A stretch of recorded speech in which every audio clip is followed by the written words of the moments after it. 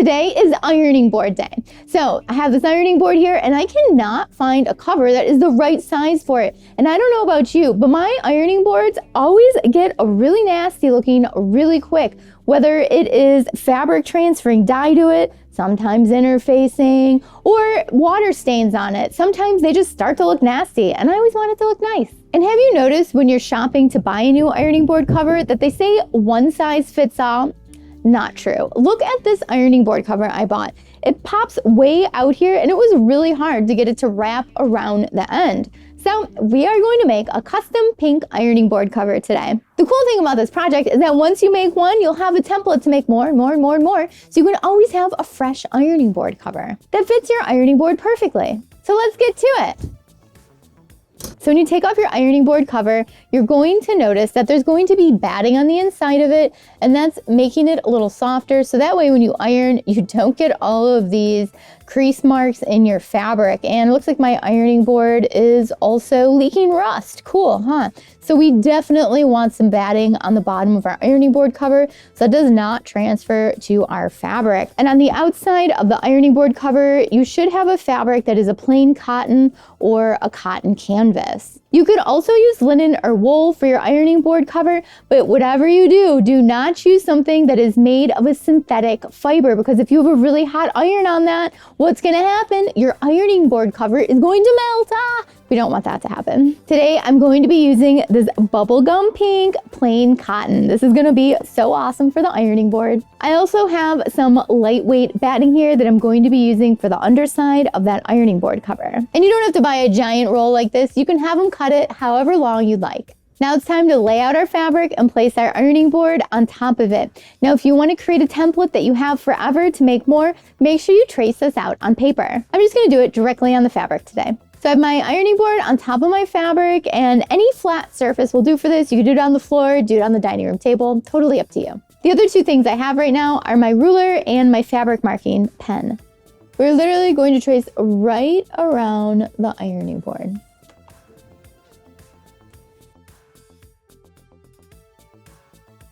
All done. Now that you have it traced out, remove your ironing board.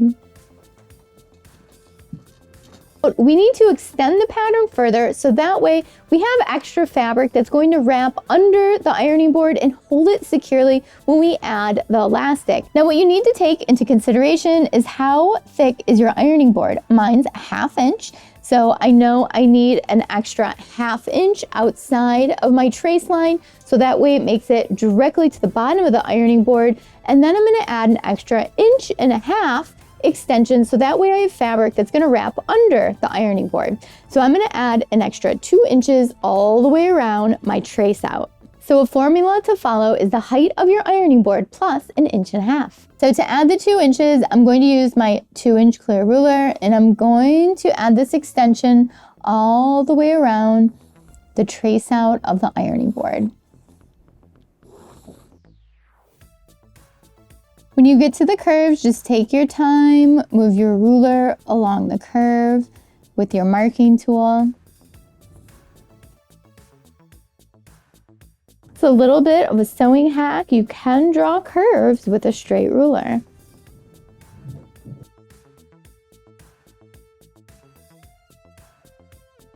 And now we're all traced out.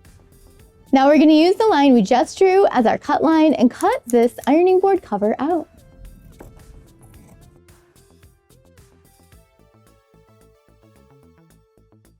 All done cutting. Now we're going to cut out a layer of batting using our pink ironing board cover that we just cut out as a template. So I'm going to be cutting out 1 layer of batting for this. You could also cut out 2 if you want it thicker. You could also cut out 2 layers of fabric if you want a thicker ironing board cover as well. Totally up to you and your ironing board preferences.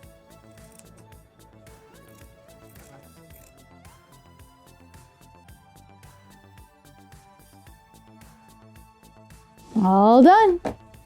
Now you should have a layer of batting and a layer of cotton fabric cut out for your ironing board cover. And they should match up perfectly just like that.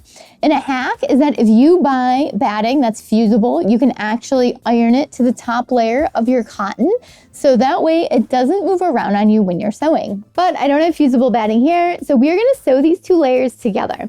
So I'm gonna serge my two edges together, but you could straight stitch them, you could overcast them, or you could zigzag them. Speaking of sewing, I just launched the Anastasia sewingacademy.com. So we're now starting online sewing classes. So exciting. So make sure you check that out, and the link is down below in the description. And if you're enjoying this video so far, make sure you like and subscribe to Sew Anastasia. It really helps the channel.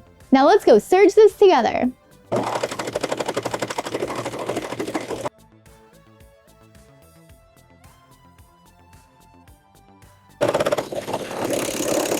All finished serging. So now we have the batting serged to the fabric, and it's looking nice and professional.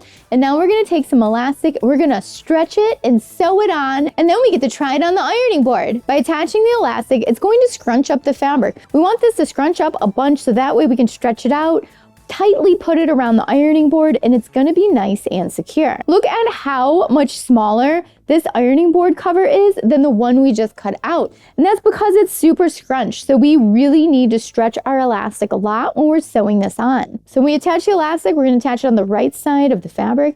We are going to stretch this out quite a bit while we sew it. Really depends on the kind of elastic you got, but I would recommend stretching it as far as it is going to stretch. And then I'm going to use a zigzag stitch to stitch this down. A zigzag stitch is great because it's going to be nice and wide. You want to set your stitch about as wide as your elastic. So when we sew it, we're basically going to be stretching it out, sewing it, and then when we release, it's going to scrunch up the fabric. If you haven't sewn elastic before with this technique, really stretching it out and sewing it, I highly suggest practicing it on a scrap piece of fabric first until you feel comfortable with it, and then attach it to your ironing board cover. So when we start this, I'm gonna get a few back stitches in here to secure it. I'm gonna hold it in the back, and then I am going to really stretch out this elastic in the front. I would say about the first 4 inches, I'm gonna hold it in the back so that way it moves through the sewing machine. And we're gonna work our way all the way around this 4 inches at a time. Engage your needle down button, so every time you stop, your needle is in the fabric, in the elastic, and we're gonna stretch it out, hold it, and sew it down. I'm gonna make my stitch a little wider. Stop, pull, stretch, and sew. Curves can be a little tricky, just take your time working around the curve.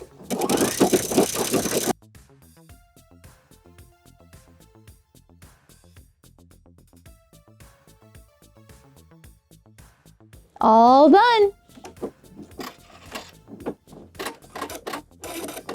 This looks pretty funny, kind of like a sea creature, but it's totally gonna work out. Let's try it out on the ironing board and see what happens. Here we go.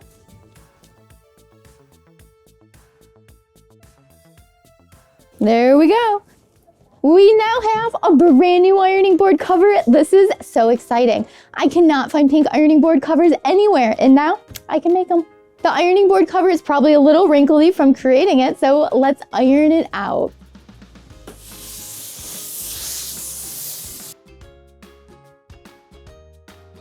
We have our brand new ironing board cover all ironed out. And even when you get them in the mail, you still have to iron them out because they come all wrinkly. Thanks so much for watching Sewing Anastasia today. I hope you enjoyed learning how to make a custom ironing board cover. So exciting. If you have any questions about it, leave it down below in the comments. I'll get back with you as soon as I can. If you enjoyed the video, give it a thumbs up, give it some applause, and let me know what video you want to see next down below in the comments. And if you're not already a subscriber to Sewing Anastasia, make sure you subscribe, hit that notification bell so you know when all those new videos come out.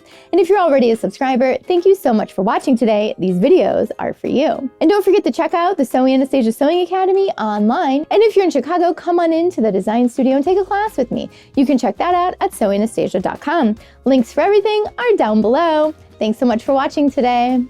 Bye.